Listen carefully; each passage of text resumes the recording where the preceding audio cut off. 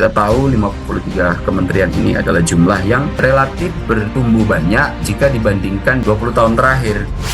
Komposisi yang berasal dari kader partai politik dan kader yang betul-betul menekuni dunia profesional itu komposisinya masih banyak, jauh lebih banyak dari kalangan profesional. Dengan rujukan itu, maka apakah ini sudah zaken atau tidak?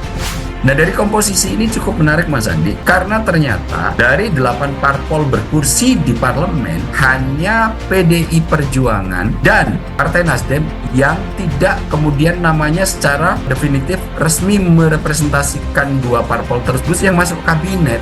Mas Bambang Pacul telah menyatakan bahwa saat ini memang pandangan terkait apakah PDIP akan masuk ke pemerintahan Pak Prabowo Gibran terbelah menjadi 3. Kemarin ketika pengumuman kabinet, sebelah kanan Pak Prabowo ada Wakil Presiden Gibran Rakabuming Raka, kemudian di sebelah kiri Pak Prabowo ada Sukmi Dasko Ahmad. Banyak kalangan menengarai dan menduga bahwa salah satu variabel penting itu adalah peran dari koordinasi Sukmi Dasko Ahmad. Mas Bambang sendiri mengakui bahwa tidak mampu untuk mengalahkan komandan.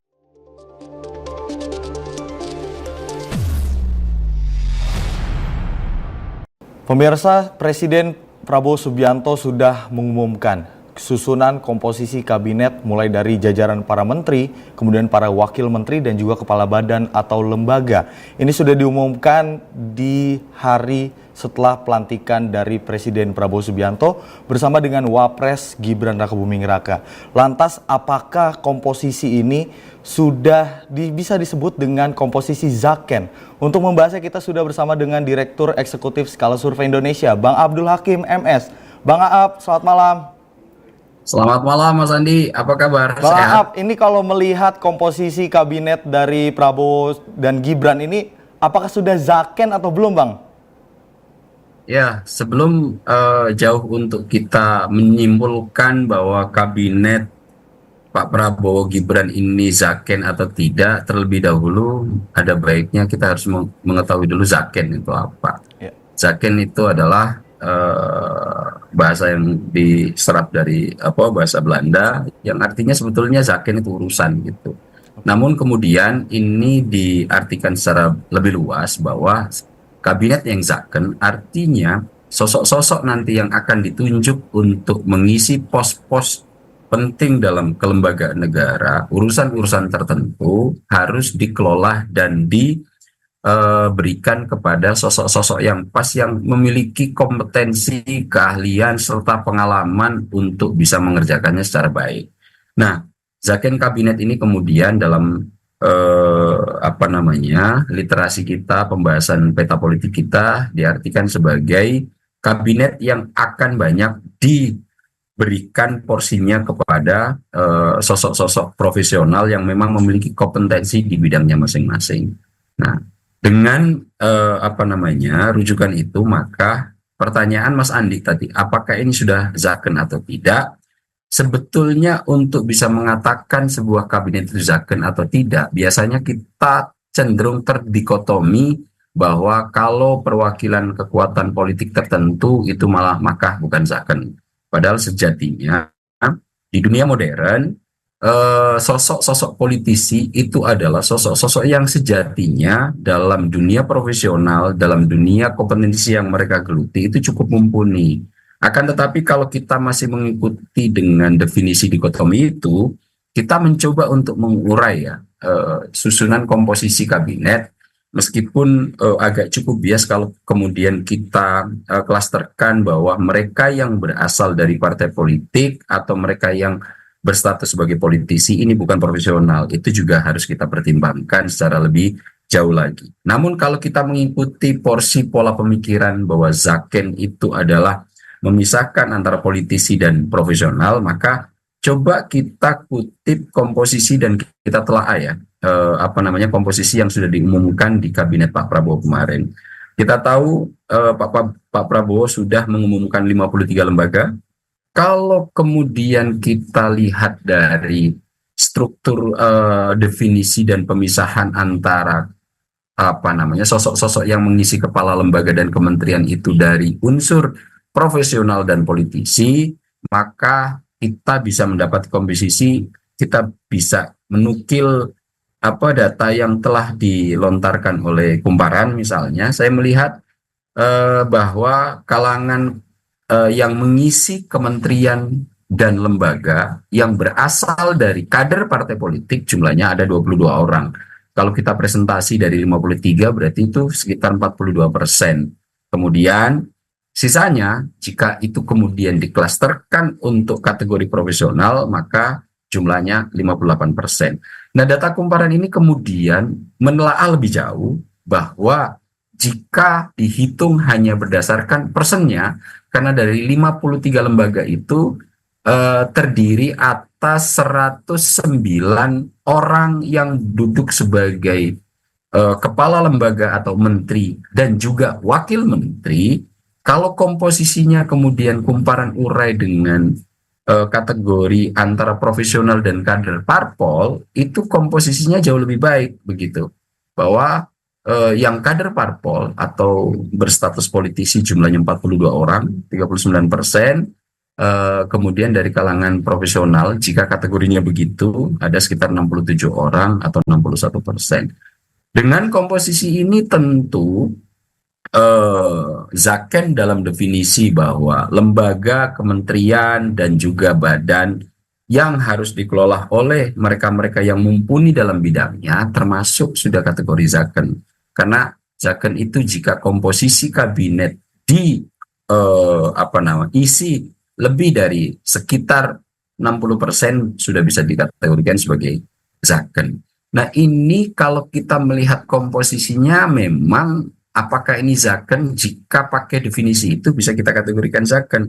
Dan ini sudah pernah dilontarkan oleh Ketua Harian Partai Gerindra yang juga menjadi tim gugus transisi Pak Prabowo yang kemarin sudah resmi berhenti sejak pelantikan kabinet, bahwa memang komposisi antara profesional dan kalangan politisi jumlahnya memang sekitar 38% dan 42%. Dan ini juga cukup valid datanya ketika diurai oleh Kumparan bahwa memang komposisinya demikian, Mas Andi. Jika memang kategorinya antara politisi dan profesional itu harus dipisahkan, maka kategori politisi jumlahnya 38-39% dan untuk yang kalangan profesional yang tidak politisi itu jumlahnya sekitar 61-62%.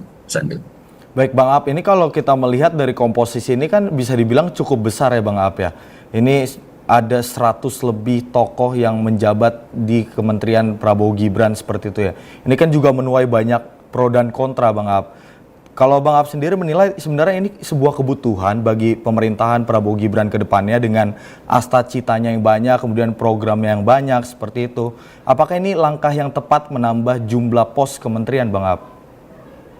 Sebetulnya memang diskusi-diskusi atau isu-isu yang melingkupi pembentukan kabinet sangat tidak bisa lepas dari salah satunya adalah jumlah komposisi yang akan membantu seorang presiden. Kenapa?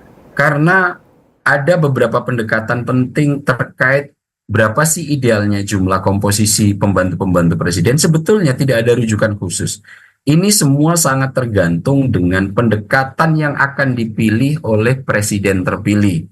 Misalnya, kalau kita rujuk secara kesejarahan, jumlah kabinet kita memang hanya pernah sekali dalam kesejarahan presiden-presiden yang telah memimpin Indonesia untuk membentuk jumlah kabinet di atas 100, yaitu ketika dilakukan oleh Pak Soekarno dalam membentuk kabinet Dwi Korah kedua yang jumlahnya mencapai kalau nggak salah di atas 130-an. Nah, kenapa ini kemudian dibentuk? Ini sebetulnya pendekatan yang akan dipilih oleh calon pemimpin yang menurut pandangan subjektivitas calon terpilih ini sebagai sebuah kebutuhan. Dan saya melihat memang Pak Prabowo dalam menyusun kabinetnya ini karena tagline awalnya adalah kebersamaan, ingin membangun persatuan, kemudian ingin melibatkan sebanyak orang untuk bisa turun tangan dalam mengatasi persoalan bangsa. berimplikasi terhadap besarnya jumlah kabinet yang kemudian beliau bentuk, baik itu yang baru atau yang beliau bisa untuk dapat mengeksekusi semua gagasan dan program yang saat ini berkembang di kepala beliau. Kita tahu 53 kementerian ini adalah jumlah yang relatif bertumbuh banyak jika dibandingkan dengan jumlah kelembagaan selama 20 tahun terakhir begitu. Kalau kita lihat dan kita perbandingkan di era Pak SBY jumlahnya sekitar 34, kemudian di era Pak Jokowi juga masih bertahan di 34, dan di era Pak Prabowo ini bertambah jumlahnya menjadi 53. Sangat tergantung dari sisi mana nanti kita akan melihat besarnya jumlah kabinet ini yang apakah akan memberikan keuntungan ataukah bahkan nanti akan memberikan kelemahan serius. Akan tetapi memang kalau bisa saya uraikan Mas Andi, kelebihan dari membangun organisasi dengan struktur besar seperti kabinet yang sekarang dikelola oleh Pak Prabowo memiliki dampak positif terhadap terjadinya keseimbangan politik yang akan terjadi. Kita tahu Pak Prabowo sudah menegaskan dalam pidato pertamanya bahwa pendekatan yang akan beliau lakukan selama 5 tahun ke depan adalah mengajak semua yang pernah berkompetisi untuk bersatu membangun bangsa. Hal itu dikemukakan oleh Pak Prabowo berdasarkan pengalaman. Ternyata ketika kita nanti bisa bersatu seperti yang sudah dialami Pak Prabowo meskipun menjadi kompetitor ketat Pak Jokowi, namun ketika diajak untuk bergabung, beliau berkenan sehingga hal itu ternyata memberikan keuntungan yang cukup banyak. Misalnya kita bisa bertahan dari ancaman krisis ekonomi dan juga kita bisa bertahan dengan deraan pandemi yang telah banyak melululantahkan negara-negara dunia. Nah, Pak Prabowo sepertinya menjadikan ini sebagai dasar rujukan kenapa kemudian postur ini harus dibikin besar, karena Pak Prabowo ingin semua sebanyak orang turut terlibat dalam pengelolaan pemerintahan 5 tahun ke depan. Yang kedua, postur besar kabinet itu sebetulnya memiliki keuntungan Mas Andi untuk lebih menspesifikasi kinerja yang akan dilakukan oleh pembantu-pembantu Pak Prabowo di sektor-sektor tertentu. Saya mengambil contoh misalnya di Kementerian Pendidikan Nasional, Mendikbud, yang saat ini kemudian mencoba dibelah oleh Pak Prabowo dengan pekerjaan yang lebih spesifik, di mana Pak Prabowo sekarang membentuk Menteri Pendidikan bagian menengah ke bawah, jadi mulai SMA, SMP, SD sampai TK ditangani satu person yang diduduki oleh Pak Mukti. Kemudian di sektor pendidikan tinggi juga ditangani secara khusus oleh salah satu kementerian. Kemudian dipecah lagi untuk kebudayaannya yang diisi oleh Pak Fadly John ditangani secara khusus. Nah, kelebihan dari postur besar ini adalah salah satunya bisa lebih menspesifikasi kerjaan itu supaya supaya lebih terfokus pada sasaran, sehingga tidak terlalu banyak yang diurus oleh satu orang. Itu dispesifikasi programnya untuk bisa dikerjakan secara maksimal, sehingga nanti mulai dari SD, SMP, SMA ada yang menangani kementerian tersendiri untuk tingkat S1, S2, S3 dan lain-lain sebagainya. Untuk yang pendidikan tinggi bisa ditangani oleh satu kementerian lembaga tertentu, dan untuk bidang kebudayaannya kemudian dipisahkan ditangani oleh kelembagaan dan menteri tertentu. Ini tentu salah satu kelebihan ketika postur besar itu dibentuk dalam sebuah organisasi, kalau kemudian kita rujukan dalam kabinet Pak Prabowo. Baik, Bang Ab, ini kalau melihat dari segi komposisi ya Bang Ab, ini jajaran menteri, beberapa menteri ini merupakan dari kalangan politisi, seperti itu, dari kalangan politik. Namun kalau dicermati, ini kalau dari jajaran wamennya ketika menterinya sudah dari kalangan politik, ini jajaran wamennya adalah para profesional Bang Ab, seperti ada yang profesor, kemudian doktor yang bergerak di bidang yang ditempatkan tersebut. Ini apakah sebagai salah satu cara dari tim dari Prabowo dan Gibran ini untuk mengakomodir segala kepentingan, jadi politiknya dapat, kemudian juga dari akademisinya dapat. Jadi berjalannya kabinet ke depan ini bisa berimbang atau bagaimana Bang Ab?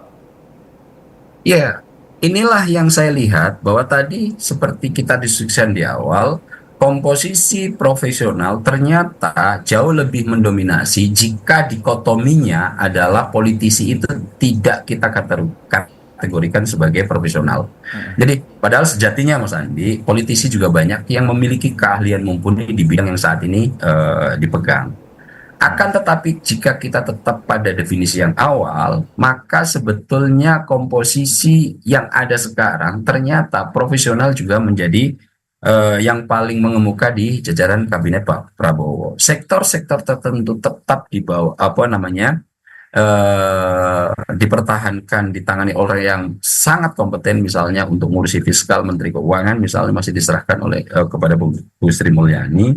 Ini tentu untuk tetap menjalankan keseimbangan antara kebutuhan pengakomodasian atau kompromi koalisi kekuatan partai politik dengan kemampuan teknokrasi nanti yang akan dijalankan dalam pemerintahan ini. Dan Pak Prabowo ternyata dalam membangun komposisi ini bisa menyeimbangkan itu sehingga komposisi yang berasal dari kader partai politik dan kader yang betul-betul menekuni hidupnya di dunia profesional itu komposisinya masih banyak, jauh lebih banyak dari kalangan profesional. Dan ini kemudian menjadi tambahan energi bahwa kabinet Pak Prabowo ini menyeimbangkan antara dua itu, tapi porsinya masih tetap dititik tekankan pada asas teknokrasi, yaitu menempatkan orang-orang yang memang memiliki keahlian di kelembagaan itu sehingga nanti ada kolaborasi antara kekuatan politik dan dunia profesional.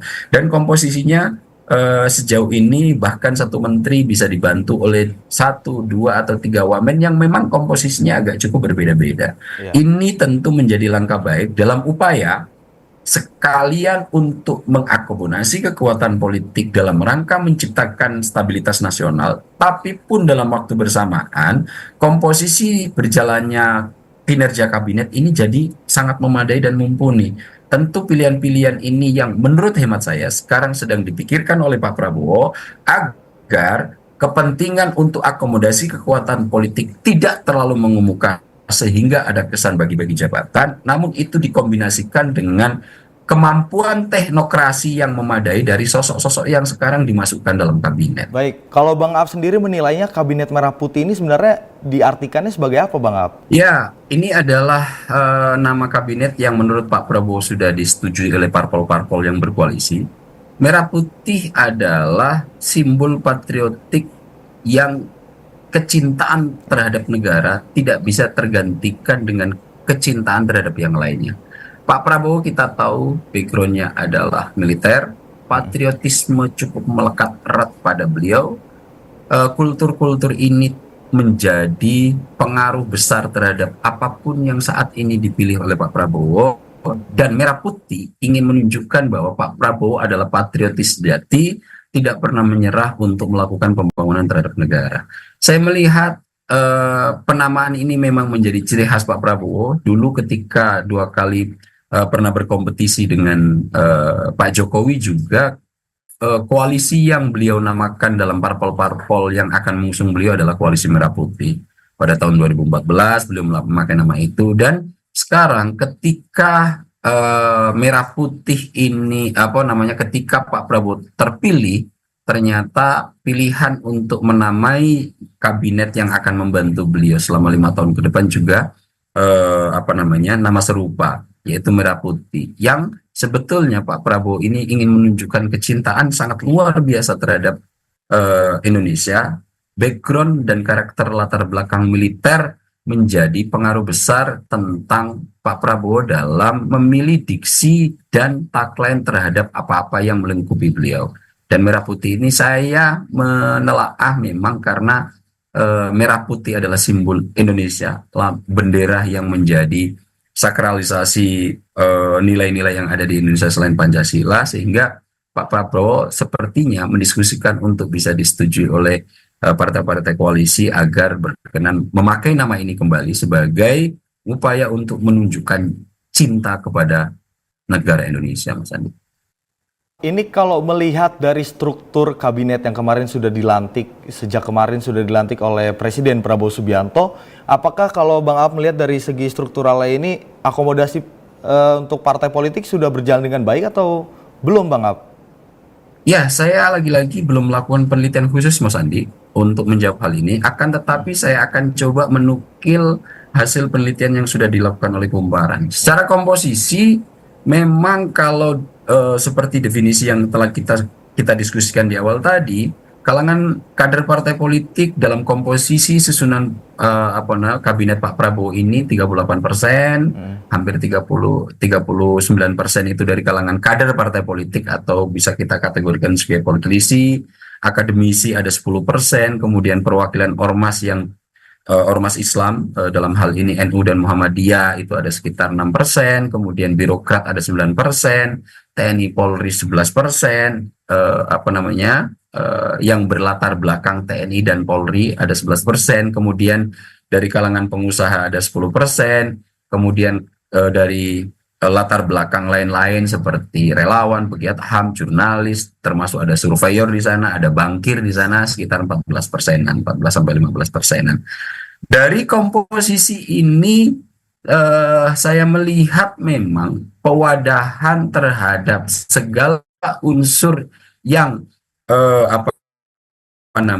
segmen yang ada di Indonesia bisa cukup terwadai, dan ini salah satu kelebihan jika kabinet dibangun dengan postur yang agak lebih besar, Mas Andi. Selain itu, sebetulnya kalau kabinet dibangun dengan postur besar, penerimaan atau penyerapan terhadap representasi juga menjadi kelebihannya. Misalnya kita tahu kita ini terdiri sebuah negara yang memang terdiri dari ribuan suku bangsa. Ada 1.340-an kalau saya nggak salah dicatat oleh BPS terkait jumlah suku bangsa kita. Itu artinya kita berpotensi punya 1.340-an bahasa lebih yang kemudian itu terakomodasi dengan representasi wilayah Indonesia, wilayah Jawa, Sumatera, Kalimantan, Sulawesi, dan Papua. Di kabinet Pak Prabowo dalam sektor itu terwadai. Kemudian dalam sektor keberagaman agama juga terrepresentasi. Pun demikian halnya, keinginan Pak Prabowo yang ingin segera saya agak tertarik untuk menyoroti adalah komposisi dari kalangan politisi untuk penggambaran kekuatan partai politik yang saat ini bergabung di pemerintahan Pak Prabowo Gibran, Mas Andi. Baik. Dalam penelaan Kumparan itu, parpol-parpol baik itu yang ada di parlemen atau yang ada di luar parlemen, artinya di DPR, yang berkursi dan tidak berkursi ada 9. Dihitung oleh Kumparan 13 kursi menteri atau wamen atau kepala lembaga diisi oleh dari kader Partai Gerindra, kemudian 11 kursi diisi oleh Partai Golkar, Demokrat dan PAN mendapatkan porsi 4 kursi, kemudian PKB 3 kursi, PSI 3 kursi, Gelora 2 kursi, PBB 1 kursi, Partai Prima 1 kursi, dan PKS 1 kursi, meskipun bukan kader PKS yang disodorkan oleh PKS, akan tetapi kalangan profesional. Nah, dari komposisi ini cukup menarik, Mas Andi, karena ternyata dari 8 parpol berkursi di parlemen, hanya PDI Perjuangan dan Partai Nasdem yang tidak kemudian namanya secara definitif resmi merepresentasikan 2 parpol tersebut yang masuk kabinet. Akan tetapi meskipun tidak masuk kabinet, 2 parpol ini sudah menyatakan dengan jelas, dengan terang bahwa keduanya akan tetap berada di pemerintahan Pak Prabowo Gibran dalam 5 tahun ke depan. Tentu komposisi pewadahan yang dilakukan Pak Prabowo di sektor kekuatan politik juga cukup memadai. Akan tetapi untuk Partai Nasdem dan Partai Demokrasi Indonesia Perjuangan agak cukup unik ini, Mas Andi. Agak cukup berbeda.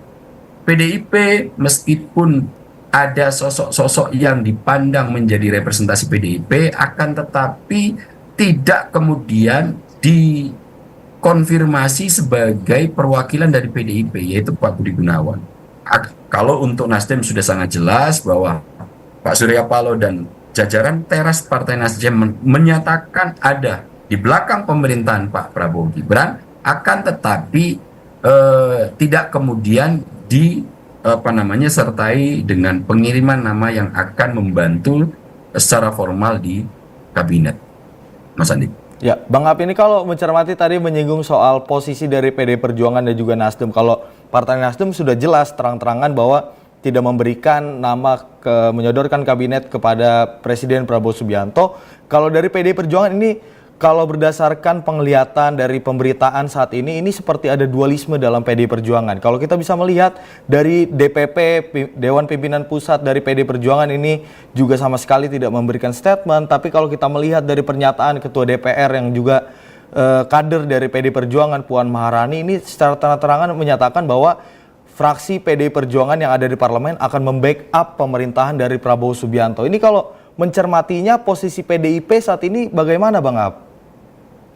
Ya, mencermati dinamika yang ada di internal PDIP, saya jadi teringat kalimat yang dikemukakan oleh salah satu tokoh sentral PDIP yang saat ini menduduki posisi pimpinan MPR, yaitu Mas Bambang Pacul. Ya. Mas Bambang Pacul telah menyatakan bahwa saat ini memang pandangan terkait apakah PDIP akan masuk ke pemerintahan Pak Prabowo Gibran terbelah menjadi tiga. Satu, betul-betul sebagian kalangan ingin berada di dalam pemerintahan Pak Prabowo Gibran, artinya masuk dalam kabinet.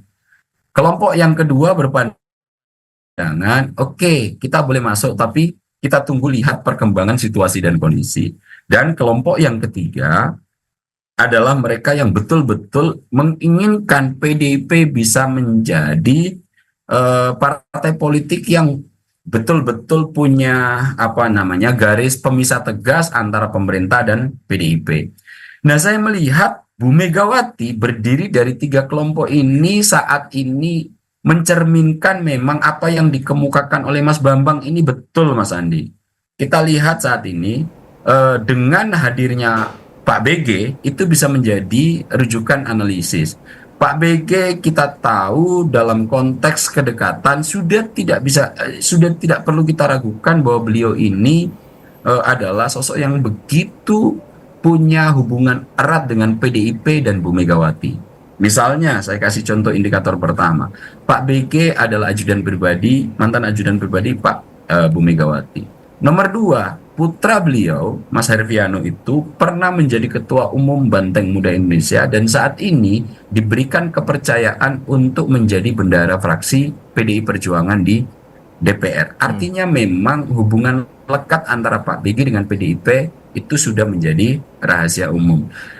Nah, kemudian hadirnya PDIP bisa kita maknai untuk mengakomodasi keinginan dari pandangan yang pertama, yaitu ingin masuk ke pemerintahan Pak Prabowo Gibran. Akan tetapi, sepertinya karena masih ada pandangan yang kedua, yaitu kita melihat dulu perkembangan, kemudian apakah betul-betul nanti kita memutuskan untuk masuk ke pemerintahan Prabowo Gibran atau tidak, maka meskipun Pak BG masuk kabinet, kemudian narasi yang muncul adalah beliau bukan representasi dari PDI Perjuangan. Saya melihat sikap ini sebagai tindak lanjut dari adanya aspirasi kelompok kedua di dalam PDIP. Dan kita tahu juga saat ini PDIP sedang melakukan gugatan PT UN terkait posisi Mas Gibran yang saat ini sudah dilantik secara resmi menjadi wakil presiden. Okay. Nah, dua sikap ini sepertinya yang terlihat dari PDIP, kenapa kemudian sinyal pertemuan yang sudah cukup kuat erat akan terjadi sebelum pelantikan, akan tetapi hingga saat ini Bu Mega melihat dinamika internal PDIP ini yang menjadikan sikap Bu Mega seperti sekarang. Itu asumsi pribadi saya, sehingga saya menengarai dengan dinamika yang ada ini, apa yang dikemukakan oleh Mas Bambang Pacul ini memang betul sahih adanya, bahwa di internal PDIP memiliki tiga pandangan berbeda, yang kemudian Pak Bu Megawati harus menyelaraskan dalam proses pengambilan keputusan. Karena kita tahu Mbak Puan menyatakan bahwa Pak BG ketika akan masuk kabinet juga minta restu Bu Megawati. Betul. Dan Bu Mega dengan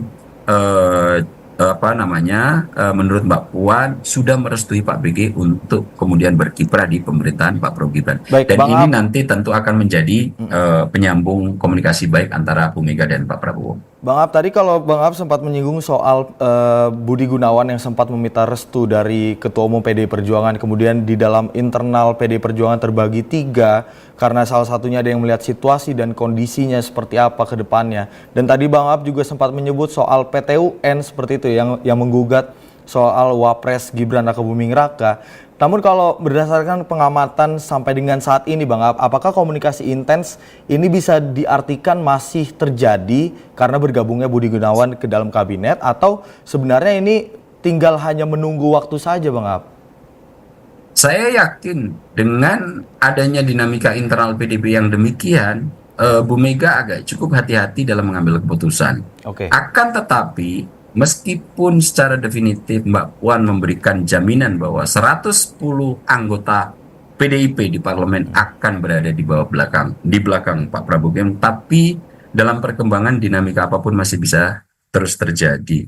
Namun yang saya menjadi sangat tertarik, Mas Andi, apakah kemudian nanti PDIP akan melakukan tindakan ekstrim, misalnya menarik diri dari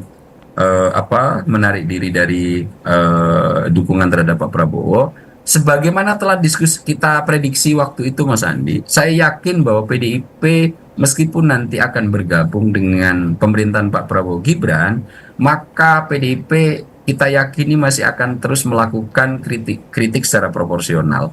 Kita sudah melihat indikator awalnya, Mas Andi, dengan penunjukan Mayor Teddy sebagai Seskap yang kemudian diingatkan, dalam tanda kutip diingatkan oleh PDIP, Mas Teddy harus mundur dari TNI Polri, institusi TNI, karena sudah menjabat sebagai sekretaris kabinet. Nah, peran-peran seperti ini sebetulnya telah kita proyeksikan ketika awal-awal diskusi kita, Mas Andi, bahwa PDIP sepertinya akan tetap memainkan peran-peran kritik secara proporsional, sembari tetap nanti akan melakukan dukungan terhadap program-program yang akan dieksekusi oleh Pak Prabowo. Dan apa yang kita proyeksikan dalam beberapa kasus seperti Mas Teddy ini sudah mulai mengejala, Mas Andi.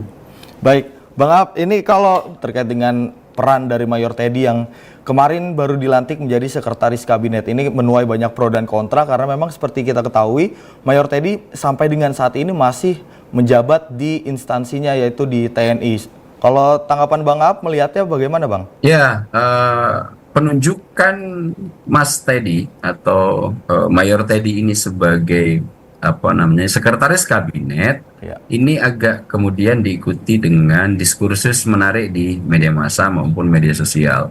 Ada salah satu politisi PDIP, yaitu Pak Teddy Hasanuddin, yang kemudian mengingatkan Mas Teddy disarankan untuk mundur dari TNI karena sebetulnya posisi yang diduduki oleh Mas Teddy ini dalam persepsi Mas Teddy Hasan tidak termasuk 10 posisi yang boleh ditempati atau dijabat TNI Polri dengan tanpa mengundurkan diri. Akan tetapi kemudian polemik atau diskursus yang keluar ini diluruskan oleh Ketua Harian Partai Gerindra, Pak Sukmi Dasko Ahmad, bahwa sebetulnya sekarang secara nomenklatur posisi Seskap saat ini tidak lagi setara dengan lembaga kementerian. Akan tetapi posisinya itu ada di bawah Setnek, sehingga lembaga ini boleh diisi oleh perwira TNI aktif setara dengan eselon 2 atau brigjen. Artinya memang ternyata sudah ada perubahan nomenklatur untuk kemudian posisi yang saat ini dijabat oleh Mayor Teddy ini tidak mengharuskan yang bersangkutan mundur dari jabatan TNI Polri. Saya informasikan aja, Mas Andi, bahwa memang dalam Undang-Undang TNI ini hanya ada 10 posisi yang boleh dijabat oleh anggota TNI yang masih aktif, yaitu bidang koordinator koordinator bidang politik, kemudian keamanan negara, pertahanan negara, sekretaris militer presiden, kemudian di bidang intelijen negara, lembaga sandi negara yang sekarang menjadi BSSN, lembaga ketahanan nasional, ada Dewan Pertahanan Nasional, di bidang SAR, di bidang narkotik nasional dan Mahkamah Agung. Nah, selain di 10 posisi itu, jika kemudian diisi oleh personil TNI aktif, maka yang bersangkutan diwajibkan untuk mengundurkan diri dari kelembagaan dan institusi TNI. Nah, ini kemudian sudah diluruskan juga. Selain Bang Dasko yang meluruskan itu, ada juga konfirmasi dari Kepala Dinas Penerangan TNI AD, yaitu Pak Wahyu Yudayana, yang juga memberikan konfirmasi selaras seperti yang dikemukakan oleh Bang Dasko. Kemudian yang ketiga, Kepala Kantor Komunikasi Presiden, yaitu Mas Hasan Nasbi, juga telah menerangkan bahwa saat ini memang ada perubahan nomenklatur terkait kelembagaan Seskap, bahwa posisinya memang berada di Mensesnek atau Menteri Sekretaris Negara. Ini kemudian saya nanti tentu ini akan terus menjadi diskursus, akan tetapi kalau melihat komposisi ini ternyata hal-hal yang memang akan menjadi pertanyaan-pertanyaan telah disiapkan oleh tim transisi ini dengan begitu baik, Mas Andi. Baik, artinya pemilihan atau pengangkatan dari Mayor Teddy ini sudah terbantahkan, artinya ada nomenklatur yang sudah dirubah seperti itu Bang Ab ya. Tapi kalau mencermati nih hari ini Bang Ab, tadi pagi ini adalah pelantikan yang dilakukan oleh Presiden Prabowo Subianto terhadap kementerian atau maksud saya kepala lembaga. Ini yang menarik adalah hadirnya Raffi Ahmad, ini ditunjuk sebagai utusan khusus Presiden bidang pembinaan generasi muda dan pekerja seni. Kemudian juga ada Yovie Widianto yang diangkat menjadi staf khusus dari Presiden. Sebelum saya menjelaskan ini tokoh-tokoh dua artis ini Bang Ab, tanggapan Bang Ab melihatnya seperti apa Bang Ab? Ya, urusan negara tidak hanya urusan formal yang berkaitan dengan intelektual, urusan sosial, terutama saat ini generasi muda dari milenial Z juga menjadi perhatian serius Pak Prabowo. Banyak kalangan yang memang dalam tanda kutip kemudian mempertanyakan kemampuan nama-nama yang barusan Mas Andi sebut, misalnya Yovie Widianto, Raffi Ahmad, yang kemudian yang ditunjuk sebagai staf khusus, itu juga kemudian sangat menjadi perhatian oleh Pak Prabowo. Kita tahu Mas Andi, ke depan era yang akan kita hadapi adalah era digital yang kadang-kadang untuk kalangan-kalangan milenial seperti saya, atau itu bahkan untuk kalangan generasi X dan baby boomer, menjadi sesuatu yang kadang-kadang kita cukup menakjubkan bisa dikerjakan oleh mereka yang berusia 9 tahun, 13 tahun, yang mereka rata-rata berasal dari generasi Z dan Alpha. Saya sendiri yang merupakan representasi generasi milenial akhir gitu, agak cukup gagap ketika melihat teknologi-teknologi yang berkembang pesat di era sekarang gitu Mas Andi. Nah, tentu hal-hal yang seperti ini mesti ada perwakilan yang menjadi representasi pemerintah agar pemahaman nanti yang dikeluarkan melalui kebijakan bisa betul-betul memenuhi aspirasi yang diharapkan oleh kalangan-kalangan ini. Tanpa ada kehadiran representasi dari mereka, tentu hal-hal yang akan dibutuhkan, aspirasi yang akan dipentingkan oleh generasi-generasi ini nanti bisa tidak terwadai. Nah, saya melihat pentingnya banyak kalangan dari berbagai macam sektor, termasuk dua nama yang tadi Mas Andi sebut, salah satunya Raffi Ahmad. Saya melihat kepentingan utamanya adalah untuk bagaimana bisa meraup atau melakukan penyerapan aspirasi apa yang diinginkan oleh generasi kalangan Z dan Alpha dan milenial ini secara lebih baik, karena memang tantangan ke depan terkait pembangunan sebuah negara nanti sangat erat hubungannya dengan dunia cyber dan digital. Dan saya melihat kemampuan berlebih Raffi Ahmad yang menjadi salah satu influencer ternama tentu memiliki jejaring cukup kuat dalam konteks kemampuan pemahaman terhadap dunia digital dan dunia teknologi ini, Mas Andi. Ya baik, kalau Bang Aap, penilaian Bang Aap ini saya bisa mencermati artinya orang-orang ditunjuk oleh Prabowo Subianto menjadi jajaran kabinetnya maupun dari para kepala lembaga seperti itu. Ini orang-orang yang sebenarnya berkompeten dalam dunianya masing-masing seperti itu ya Bang Aap ya. Tapi kalau kita mencermati Bang Aap dari susunan kabinet, dari pemanggilan di Kertanegara, kemudian dari pembekalan yang dilakukan di Hambalang, ini selalu hadir ada nama Ketua Harian DPP Partai Gerindra Dasko. Kemarin saat pengumuman di Istana, ini turut mendampingi Prabowo Subianto dan juga Wapres Gibran Rakabuming Raka. Namun peran dari Dasko ini apa Bang Aap? Disebut di kabinet juga tidak seperti itu ya? Ya, banyak orang tidak mungkin ya belum banyak yang memahami tentang kiprah dan latar belakang Sufmi Dasko Ahmad sebagai Ketua Harian Partai Gerindra yang saat ini ditunjuk untuk menjadi Wakil Ketua DPR juga. Kemudian juga kemarin ketika pengumuman kabinet, di sebelah kanan Pak Prabowo ada Wakil Presiden Gibran Rakabuming Raka, kemudian di sebelah kiri Pak Prabowo ada Sufmi Dasko Ahmad. Ini agak mungkin mengagetkan beberapa kalangan yang belum bisa menjangkau seberapa penting peran dan kontribusi Sufmi Dasko Ahmad dalam konteks hubungan dengan Pak Prabowo, baik itu dengan Partai Gerindra, kemudian pemenangan menjadi presiden dan juga penyusunan kabinet yang kemarin baru selesai dilakukan Pak Prabowo. Namun sebelum itu sebetulnya saya pernah saya mengenal secara pribadi dengan beliau. Beliau ini adalah orang yang sebetulnya haus betul dengan dunia intelektual. S1 beliau selesaikan di 2 jurusan berbeda, Mas Andi. Pertama, S1 dalam teknik elektro beliau selesaikan di Universitas Pancasila.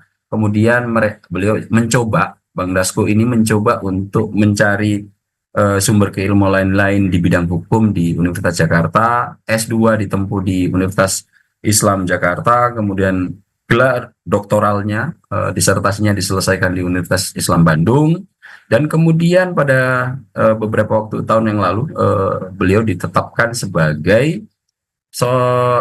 guru besar di bidang hukum di Universitas Pakuan Bogor.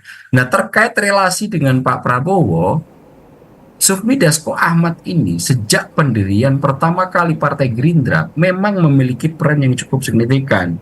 Di awal-awal pendirian Partai Gerindra yang mengurusi administrasi hukumnya adalah Bang Dasko. Kemudian ditunjuk menjadi salah satu yang memegang penting dalam Gerindra yaitu bidang OKK. Kemudian setelah selesai membidang-bidang OKK, stepnya naik menjadi Ketua Badan Bapilu di Partai Gerindra, yang kemudian dengan kiprah berhasil menyambungkan komunikasi pertama antara Pak Prabowo dengan Pak Jokowi, yang kemudian beliau berdua ini bekerja sama selama 5 tahun terakhir ini. Beliau diberikan tugas oleh Pak Prabowo sebagai Ketua Harian Partai Gerindra. Nah, sejak peran berhasil mengkomunikasikan Pak Prabowo dengan Pak Jokowi, Bang Dasko menjadi sosok sentral yang selalu dibutuhkan oleh Partai Gerindra dalam konteks komunikasi ke luar Partai Gerindra. Bang Dasko ini kemudian diberi amanah yang cukup luar biasa dalam proses penanganan Prabowo Gibran, pemenangan Prabowo Gibran. Banyak kalangan menengarai dan menduga bahwa salah satu variabel penting itu adalah peran dari koordinasi Sufmi Dasko Ahmad. Karena secara pribadi saya kenal beliau, ini adalah sosok yang sangat cerdas, salah satu politisi yang ketika mengambil keputusan selalu mengedepankan pendekatan rasional dibandingkan emosional, Mas Andi. Dan yang agak cukup membuat saya juga kagum dengan beliau adalah di tengah himpitan dinamika politik yang cukup ketat, Sufmi Dasko Ahmad mirip dengan Pak Prabowo yang berani mengambil keputusan secara cepat gitu, Mas Andi. Dan beberapa hal yang bisa dimiliki oleh Sufmi Dasko Ahmad ini adalah ketika sudah berkomitmen, agak cukup jarang beliau akan keluar dari komitmen dan data-data yang sudah diucapkan. setia kawan, dan ketika komitmen dan kesetiakawanan kawanan ini saya bisa memahami kenapa kemudian Sufmi Dasko Ahmad memiliki jejaring yang cukup luas, tidak hanya di internal Partai Gerindra, akan tetapi juga di internal organisasi-organisasi luar Partai Gerindra. Itu kenapa saya melihat peran komunikasi Partai Gerindra dan Pak Prabowo ketika dilakukan keluar Partai Gerindra dan di luar circle Pak Prabowo, peran Sufmi Dasko Ahmad menjadi cukup signifikan karena jejaring yang dipunya oleh Sufmi Dasko Ahmad tidak hanya di institusi-institusi sendiri. Bang Dasko ini punya jejaring yang cukup baik, baik itu di institusi kelembagaan negara, kemudian di institusi kelembagaan sipil, dan juga mahasiswa. Nah, ini yang saya melihat kemudian kenapa ketika melakukan orkestrasi dalam pemenangan Prabowo Gibran, Sufmi Dasko Ahmad bisa memainkan peran yang begitu mulus, begitu signifikan, dan berhasil. Cita-cita Partai Gerindra sebetulnya secara internal, Mas Andi, itu mengantarkan Pak Prabowo menjadi Presiden Republik Indonesia agar semua ide dan gagasan beliau bisa terwadahi. Dan itu kemudian realisasinya setelah 3 kali berkompetisi, saat itu memang dengan tidak menihilkan politisi-politisi yang lain yang ada di Partai Gerindra, ketika komando itu berada di tangan Sufmi Dasko Ahmad, cita-cita Partai Gerindra untuk menghantarkan Pak Prabowo menjadi Pak tampuk pemimpin tertinggi dalam rangka bisa mengaktualisasikan semua ide dan gagasannya terwujud, Mas Andi. Dan saya melihat memang kelebihan-kelebihan ini yang sekarang dimiliki oleh Sufmi Dasko Ahmad, dan dalam 5 tahun ke depan sepertinya Pak Prabowo juga telah menunjukkan ke kalangan publik ketika mengumumkan kabinet, ini loh orang terpenting yang ada di sekeliling utama. Satu, Wapres Gibran Rakabuming Raka, dan sebelah kiri saya ada Sufmi Dasko Ahmad. Ke depan, dalam 5 tahun ke depan, saya yakin peran Sufmi Dasko Ahmad akan menjadi konduktor penting dalam prosesi mensukseskan program-program Prabowo Gibran, Mas Andi. Baik, Bang Aap, artinya kalau tadi penjelasan dari Bang Aap sendiri, ini merupakan bagian dari filterisasi Prabowo Subianto dan Gibran Rakabuming Raka dalam menyusun kabinet, seperti itu ya. Karena yang pertama relasinya terjangkau dengan baik, seperti itu. Namun dari penyusunan kabinet ini, kira-kira kalau Bang Aap mencermati, kenapa Bang Dasko tidak menuliskan namanya sendiri untuk masuk ke dalam kabinet? Padahal kalau tadi Bang Aap menjelaskan, pengalaman politik sudah cukup panjang dari Partai Gerindra dibangun, kemudian dari segi hukum memiliki gelar yang cukup sangat baik, bahkan menjadi guru besar di universitas. Kalau Bang Aap menilainya, mengapa Sufmi Dasko Ahmad ini tidak menuliskan namanya ke dalam kabinet, Bang? Sejatinya tidak cukup sulit untuk Bang Dasko memilih dan memohon atau meminta ke Pak Prabowo posisi apapun, Mas Andi. Akan tetapi itulah salah satu yang sebetulnya secara personal saya kenal beliau, ambisi atau karir politik yang beliau lalui ditata dengan begitu bertahap. Ketika dipandang beliau mampu untuk menangani itu, maka step itu baru akan dilalui. Kalau saya sendiri gitu, telusuri dari karir politik Sufmi Dasko Ahmad, 2014 tahun 2008 terlibat kuat dalam proses pendirian pertama pendirian Partai Gerindra. Ketika itu tidak ujuk-ujuk kemudian turut berkontestasi. 2014 baru mencalonkan diri sebagai anggota DPR RI di Dapil Banten 3. Kemudian pada saat itu menduduki posisi Komisi 3, di pemilu 2019 melakukan kontestasi lagi dan maju lagi dari Banten 3. Waktu itu kemudian ada posisinya karir meningkat lagi, duduk sebagai wakil ketua DPR, dan 2024 ini ketika mencalonkan diri menjadi anggota DPR RI untuk ketiga kalinya, yang kemudian dengan peran sentral seperti yang sudah kita diskusikan, tidak kemudian membuat Sufmi Dasko Ahmad agak cukup sure dengan situasi ini, sehingga beliau tetap memilih untuk duduk sebagai wakil rakyat mewakili Dapil Banten 3, Mas Andi. Posisi wakil ketua DPR masih tetap sama, yaitu dengan posisi 5 tahun yang lalu, tidak kemudian mencoba untuk masuk pada posisi-posisi yang sekarang banyak diidam-idamkan oleh politisi-politisi lain, dan inilah yang saya sebut sebagai pengambilan keputusan-keputusan Sufmi Dasko Ahmad ini cukup rasional, tidak begitu ambisius terhadap situasi yang sedang melingkupi dirinya. Banyak kalangan, bahkan misalnya salah satu pimpinan MPR RI, Mas Bambang, mengatakan bahwa beliau ini adalah komandan ulung gitu. Mas Bambang sangat mengakui bahwa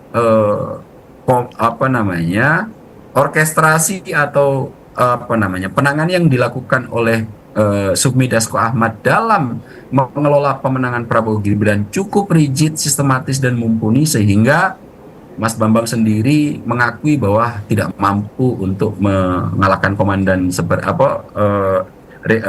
penanganan seperti yang dilakukan oleh Sufmi Dasko Ahmad. Nah, situasi-situasi yang seperti ini sebetulnya yang membuat saya agak cukup gabung di situasi yang sebetulnya akan membuat banyak orang sure dengan posisi yang ada sekarang. Bang Dasko masih memilih untuk duduk pada posisi 5 tahun yang lalu, masih menjadi wakil ketua DPR RI untuk yang mewakili Partai Gerindra, tidak mencoba untuk naik terjun yang lebih tinggi dalam posisi-posisi tertentu, dan ini saya yakin karena sudah melalui kalkulasi dan mungkin juga diminta khusus oleh Pak Prabowo dengan kemampuan jejaring yang beliau punya, terus agar eksekutif bisa bekerja secara lebih leluasa dengan legislatif, Mas Andi. Baik Bang Ab, ini memang kalau kita mencermati politisi ini memang tidak terduga-duga ya. Bahkan kalau berbagai kalangan publik melihatnya responnya negatif saja gitu kan, karena politik pragmatis dan lain-lain. Tapi kalau melihat dari track record salah satu politisi dari Partai Gerindra ini, Sufmi Dasko Ahmad, ini nampaknya melihat orang-orang politik bisa dibilang berhasrat seperti itu. Tapi kalau kita melihat dari personal Sufmi Dasko Ahmad ini nampaknya tidak ada hasrat untuk mencapai jabatan. Artinya hanya sekedar membantu bagaimana orkestra ini berjalan dengan baik dan juga membantu pemerintahan ke depan untuk menjalankan program-programnya agar lancar ya Bang Ab ya. Bang Ab, pembahasan tadi menjadi akhir jumpa kita Bang Ab malam ini. Makasih banyak sudah mau bergabung di sorotan utama Bang Ab. Baik Mas Andi, terima kasih banyak.